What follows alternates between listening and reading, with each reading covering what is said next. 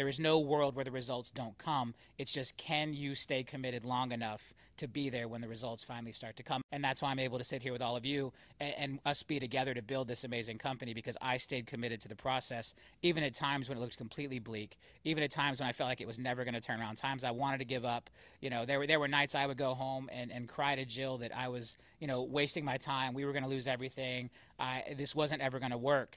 And I just kept doing the work and stayed committed, and now we sit here together. That's right. It's so funny because a lot of people see someone who's had your success and they just think, oh, he's got to feel confident all the time. He's got to know the answers all the time. I mean, he just wins.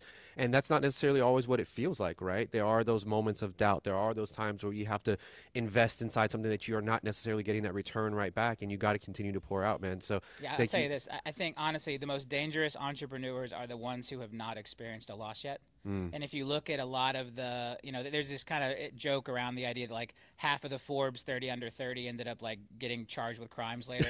You look at like Elizabeth Holmes and Sam Bankman-Fried and all this stuff, and some of that comes from they had never taken a loss. And you need that humbling, you need that realistic idea that none of us are that smart, none of us are that untouchable, none of us are infallible, and there are these points in your career as an entrepreneur where you can feel that way. And it's not an age thing. It's just the longer you're in the game, the more likely you are to face those changing markets and have to take those losses. But there is no path that is just straight up.